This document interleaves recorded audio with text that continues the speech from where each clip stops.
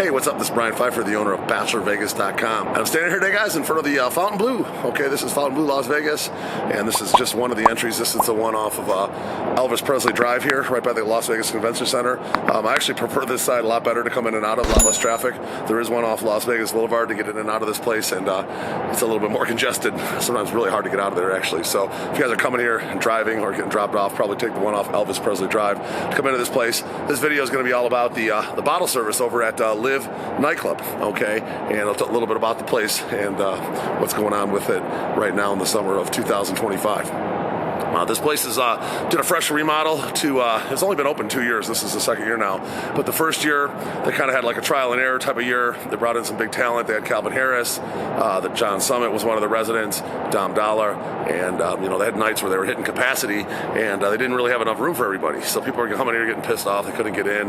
Even people would have tables, and they couldn't get some of their table guests in. It's pissed off some of the locals and whatnot. But they came around and did a nice remodel on this place, okay? They moved the DJ booth back, and they created some tables in front of the DJ booth. Those are called the stage tables. And then they also opened up one of the walls and expanded connected the nightclub and the day club. So now they have like an overflow valve, okay? When the nightclub's super busy, they can just have the outside open and they can flow people outside and potentially have an inside and outside party in the same night, okay? So it's definitely pretty rocking, okay? This place is made some major improvements, and they do have some good talent, okay? Their talent is arguably the best in town right now. They got John Summit. He's arguably the number one guy in town.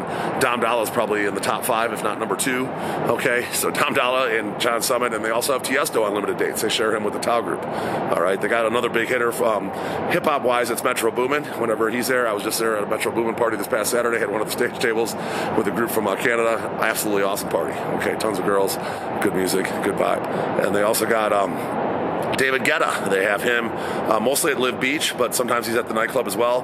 He's generally only in the States from like March till end of May, and then he's gone to Ibiza for the summer, and then he takes part of the year off to produce and whatnot. But he is here 3 months out of the year. Okay, they swiped him from the win, so he's definitely now one of their big hitters. And then they have some other guys that are kind of mid-level.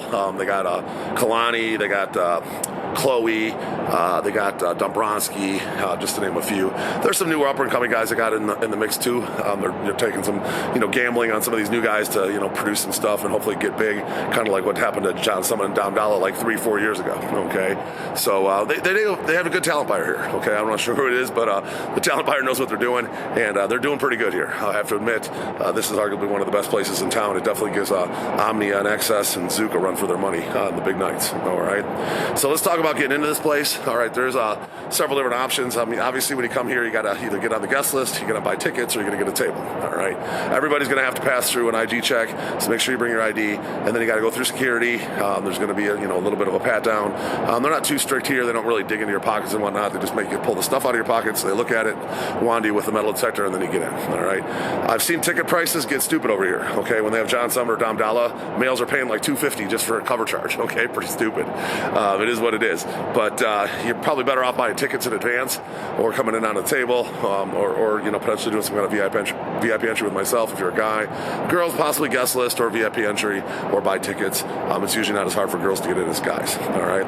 Now let's talk about the bottle service tables, and this is where I come in. I'm a VIP host. I'm contracted with this place. I know the ins and outs. A lot of times I can do a little bit better once online, so just keep that in mind. Make sure you hit me up, and I can always see what I can do for you guys and maybe save you a little bit of money. All right. So let's talk about the tables and the different options.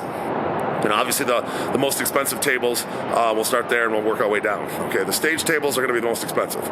They did set up kind of an area behind the DJ for his crew, and then there's a small little table behind that. It's kind of like a bench with barely any room. I'm not really sure why they didn't put more room behind that table, but it is what it is. It's a small table. And then there's a larger behind the DJ table. So there's a small table behind the DJ and a large table behind the DJ. I don't think you want that small table because you're literally right behind the DJ crew, and they're like right in your face. The butt is right in your face. But then there's a larger table that's going to be a lot better if you want to do that behind the DJ action. They do have an area back there that they do sell tickets to if you want to be like backstage essentially with the DJ, and they sell premium tickets for that. So there's an area that's kind of roped off, and you have to have a ticket to get back there or be part of the table or part of the DJ crew or know somebody. All right. And then in front of the DJ booth, they put these new tables. Okay, this is where they move the DJ booth back, and they put these tables. They're kind of like on an angle to the right and to the left, and they're good tables. Okay. What I like about those tables tables is, number one, they kind of only let a lot of girls up in that area in front of the DJ. They kind of treat it like a VIP dance floor, if you will, and the girls are only kind of allowed to go up there. There's a few guys in there mixed in, but not many, and then there's mostly girls up there. So when you actually have a dance floor table or a stage table, you actually have a dance floor in front of you that's mostly women, which is super rare in Las Vegas. Okay, usually the dance floor is not a lot of women in front of you in Las Vegas, and the tables are great. They're just like a bench seat. They're not like a U-booth. There are a couple corner ones that are a little bit roomier, but like this past Saturday, I had a bigger group of guys, and they combined two of the tables and gave us like tables 7 and 8 on the map there.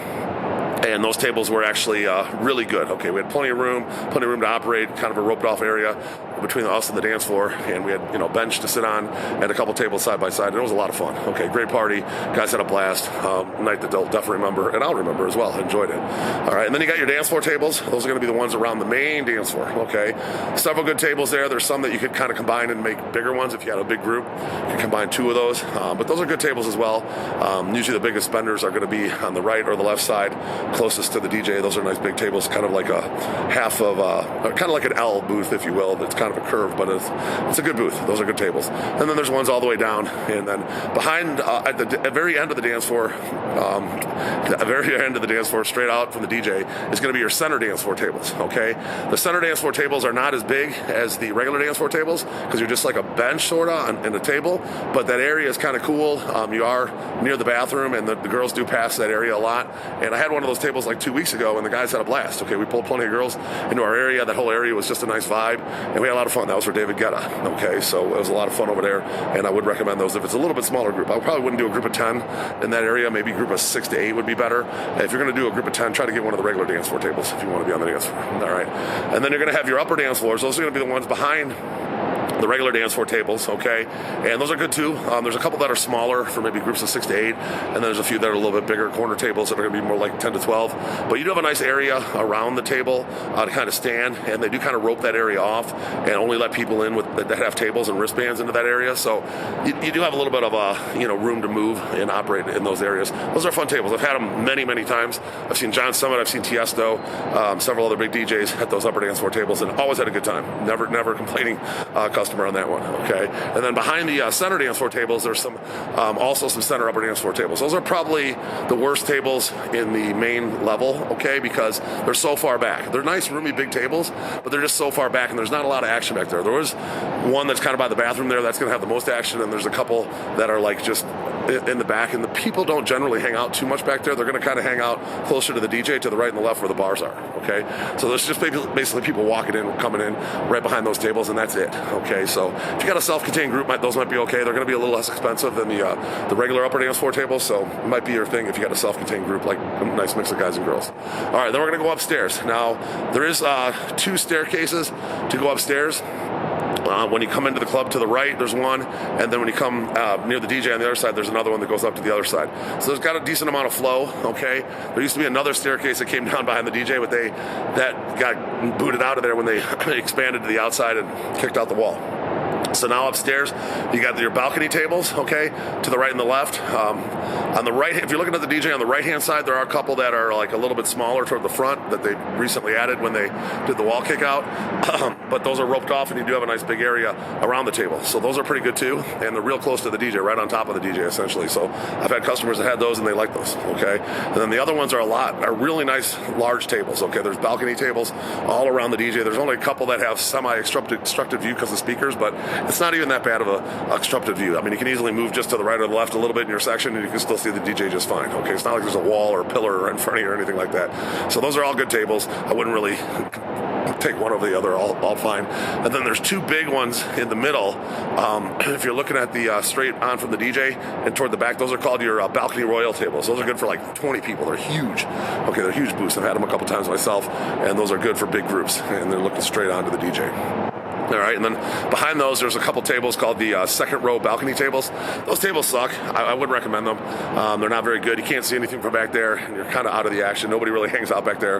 There's a bar to the right and the left upstairs as well, and those people hang out by the bar, just like they do downstairs, and nobody hangs out in the back area. They're terrible tables. If you can only afford that, it is what it is, but I probably wouldn't recommend it. I'd say just go without a table, honestly. And then they do seat sometimes some tables out on the pool deck. Okay, those are called the Terrace Tables. They do seat those those for like 1K minimums. If you just want a place to rest your feet, have a couple drinks throughout the night, and then go inside to see the main DJ, the outside tables might work for you. I haven't actually booked one of those outside tables yet. I generally try to get my customers inside on at least the balcony at the very lowest tier. But they might work for a 1K minimum on like a John Summit night or a Dom Dolla night if you just want to get a group in and you want to have a couple drinks before the main act goes on, and then you plan on going down to the dance floor for the main act or something like that might work. Okay. So that's all the tables in Liv Nightclub, and we do offer this place with a lot of packages. We offer, nightclubs, obviously with strip clubs, dinner packages. We could combine this with like a Top Golf, an Atomic Golf. There's different options for you guys. We work with every single strip club in town. I think there's like 16 of them on our roster, and people sometimes like to go ATV during the day. They like to go shooting. We do whole weekend packages. We just booked a bunch of stuff at Exotics Racing, go-karts, etc. So we're here to help. If you guys have any questions, make sure you hit me up on my cell phone. It's 773-459-8133. I'm a very experienced party planner, 25 years in the business, and I'm looking forward to helping you guys out. My name is Brian Pfeiffer, and I'm signing out here from Liv Nightclub at the Fontainebleau, Las Vegas. Make sure you like this video. Do subscribe to this channel for more, and bang that notifications bell. I'm Brian Pfeiffer, and I'm looking forward to working with you out here in Las Vegas. Let's talk soon. Goodbye.